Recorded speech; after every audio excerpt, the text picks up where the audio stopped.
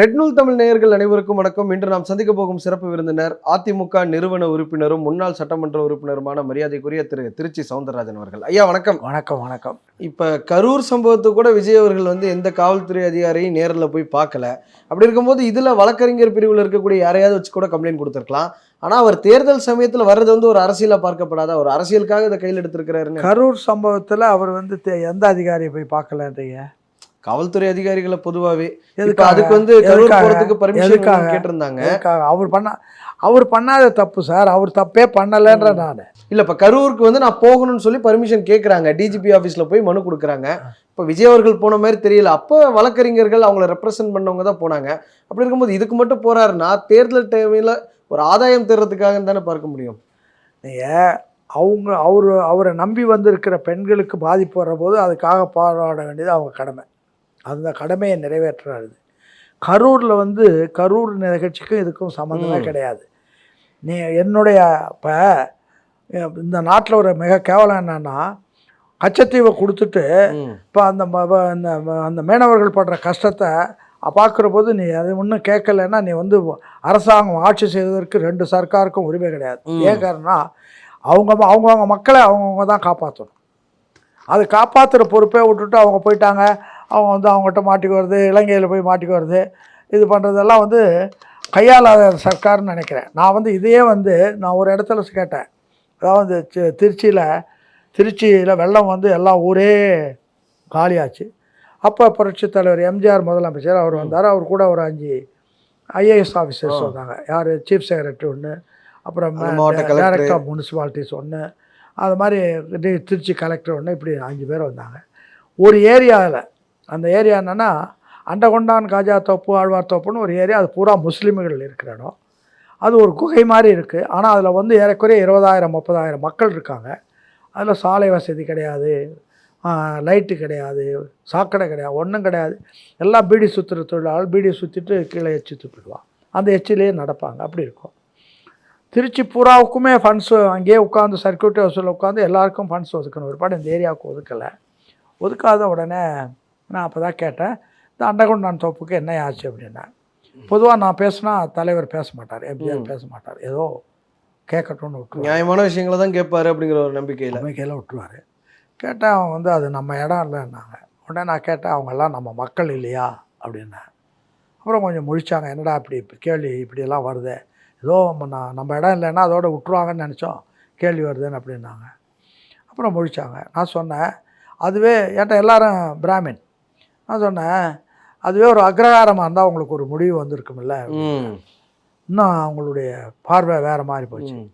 அப்புறம் சொன்னேன், if there is a mind there is a way, நீ கண்டுபிடிச்சி சொல்லலாம் இல்லைன்னு. அப்புறமா அவங்களால ஒன்றும் பேசலை, முடித்தாங்க. நான் திருப்பி கேட்டு அதை எக்ஸ்போஸ் பண்ணிக்கிட்டே இருந்தேன். கடைசியில் நான் சொன்னேன், நான் வேணால் ஒரு வழி சொல்கிறேன், சரிங்களா. அப்போ தான் தலைவர் எம்ஜிஆர் சொல்லு சவுந்தரனார் சொன்னேன். இந்த மாதிரி அந்த மக்கள், அந்த இடத்தக்காரங்க ஆற்காடு நவாப்பு அவர் எழுதி கொடுக்கல போல இருக்குது. ஆனால் இன்றைக்கி அதுக்கு யாருக்கு சொந்தம்னு தெரியல. யாராவது சொந்தக்காரங்க இருந்தால் வந்தால் நம்ம எழுதி வாங்கிடலாம். அதனால் நீங்கள் கவர்மெண்ட் நீங்கள் சோமோட்டாவை அன்கிளைம்டு ப்ராப்பர்ட்டின்னு டிக்ளேர் பண்ணி நோட்டிஃபை பண்ணுங்கள்.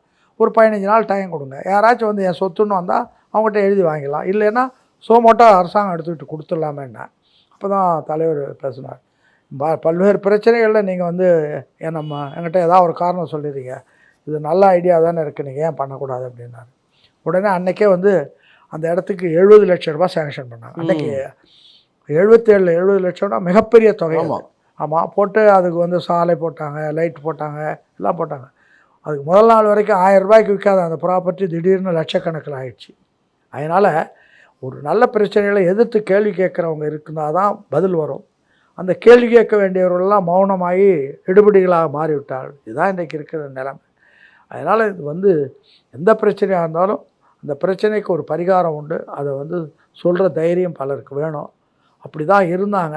அது இன்றைக்கி நல்லவர்களுடைய மௌனம் ஆபத்தானதுன்றது தான் ஒரு இது. நல்லவர்கள்லாம் கூர்ந்து கவனிக்கணும். சர்க்காருன்றது நம்ம தனி மனிதனுக்கானதல்ல, எல்லாருக்கும் ஆனது.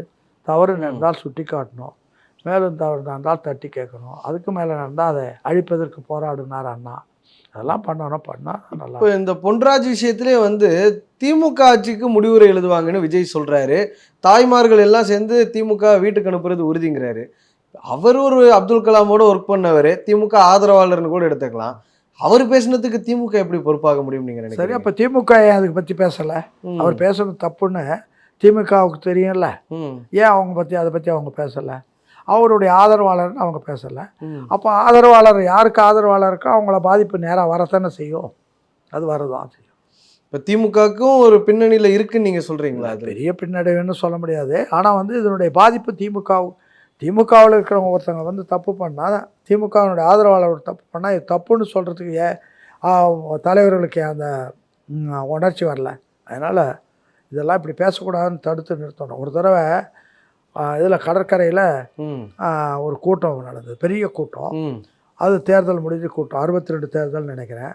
போது வந்து அதில் வந்து என்வி நடராஜன் பேசும்போது என்ன சொல்லிட்டாருன்னா, மாதிரி வந்து மாமா தேர்தல் நேரத்தில் அமைச்சர்கள்லாம் வந்து தொகுதிக்கு வரக்கூடாதுன்னு இருக்குது, இவங்கெல்லாம் வந்தாங்க வந்தாங்க, இனிமேல் அமைச்சர்கள்லாம் அப்படி வந்தால் கல்லால் அடிக்கணுன்ற மாதிரி பேசினார். உடனே அண்ணா எழுந்திருச்சார், நிறுத்துன்னு சொல்லிட்டு. அதாவது காமராஜர் காலகட்டத்தில். ஆமாம், என்வி நடராஜனை அண்ணா நிறுத்துன்னு சொல்லிவிட்டு, நீங்கள் இதை வந்து மன்னிப்பு கேட்டுட்டு அதுக்கு பிறகு இல்லைன்னா பேசாதுன்ட்டார். அவர் எழுந்துச்சு, நான் பேசுனது தவறு தான் அப்படின்னு சொல்லிட்டாரு. அதுதான் தலைமைன்றது வந்து தவறுன்னு இருக்கிற போது அதை சுட்டி காட்டி திருத்த வேண்டியது தலைமையினுடைய பொறுப்பு. அது இல்லாமல் போச்சுன்னா. இப்போ உங்களுக்கு நல்லா தெரியும் என்னென்னா, இப்போ நயினார் நாகேந்திரனும் ஒரு நடிகையை கம்பேர் பண்ணி இவரோட விமர்சனம் பண்ணார். அதுவும் எல்லாருமே கண்டனம் தெரிவித்தாங்க, நடிகையே கண்டனம் தெரிவித்தாங்க. அதற்கு வந்து விஜய் அவர்கள் வந்து எந்த இடத்துலையுமே போலீஸ் ஸ்டேஷன் போல், ஒரு டிஜிபி ஆஃபீஸ் போல் இந்த விஷயத்துக்கு போகிறாருன்னா இது தேர்தல் சமயம், அதனால நான் இதை நான் கையில் எடுக்கிறேன். நயினார் நாகேந்திர விஷயம், நயினார் நாகேந்திர ஆட்சி பொசிஷன்ல இருந்தவர், திமுக ஆட்சி, அது வேற விஷயம். என்னுடைய கட்சியில் இருக்கிற என்னுடைய தொண்டர்களை பார்த்து நீ இந்த வார்த்தை சொன்னதுனால என் கட்சி தொண்டர்களுக்கு பாதுகாப்பு கொடுக்க வேண்டியது என்னுடைய கடமை. அதை செய்யலைன்னா நான் கோழை. அதனால் அந்த வேலையை எப்படி தீவிரமாக பண்ணணுமோ அந்த அளவுக்கு அவர் பண்ணாருன்னு தான் அர்த்தமே தவிர, அது அவர் பண்ணாமல் போயிருந்தாருன்னு சொன்னால் அந்த கட்சியில் இருக்கிற அந்த தாய்மார்களே அவரை மதிக்க மாட்டாங்க. அதனால் அவருடைய கடமை, எங்கள் வீட்டில் அவங்கவுங்க குழந்தைய காப்பாற்ற வேண்டியது அவங்களுடைய கடமை. அது அப்படி தான். அது இந்த விஷயத்தில் சொல்கிறீங்க கட்சி பெண் நிர்வாகிகள் இப்படி பேசிட்டாங்க, அதனால ஒரு கோவம் வந்து போய் கம்ப்ளைண்ட் பண்ணியிருக்கிறாருன்னு.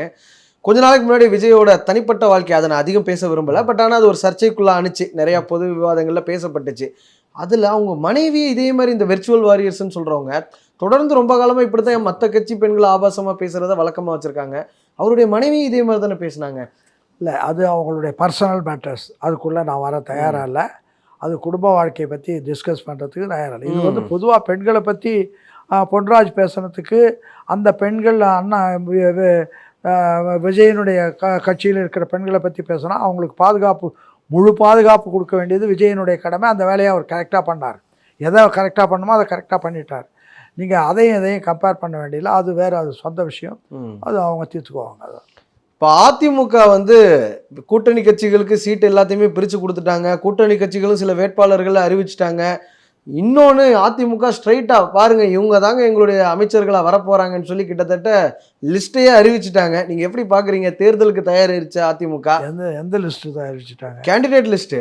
ராயபுரம்னா ஜெயக்குமார்னு சொல்லிட்டாங்க, திருமங்கலம்னா சொல்லிட்டாங்க. அமைச்சர்கள் லிஸ்ட்டுன்னு எப்படி வர சொல்ல முடியும்? எல்லாம் முன்னாள் அமைச்சர்களாக இருந்தவங்க. அமைச்சர்கள் கொடுக்குற அன்னைக்கு அதை பார்த்துக்கலாம்.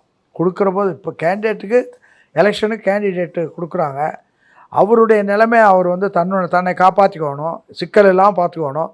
சிக்கல் வராமல் யாரை பண்ணால் நல்லா இருக்குமோ அதை பார்த்து அப்படி பண்ணுறது அது ஒரு புத்திசாலித்தனம் தானே தவிர, அது அவங்களெல்லாம் அப்படியே அமைச்சர்கள் ஆகிட்டாங்கன்னு நீங்கள் நினச்சா அது உங்கள் குற்றமே தவிர அவர் குற்றம் கிடையாது. இன்னொரு விஷயம் என்ன சொல்கிறாங்கன்னா, ரொம்ப ராஜதந்திர முறையில் அவர் நடந்திருக்கிறாரு. பாருங்கள், தோக்குற மாதிரி தொகுதிகள் எல்லாத்தையுமே கூட்டணிக்கு தள்ளி விட்டார்.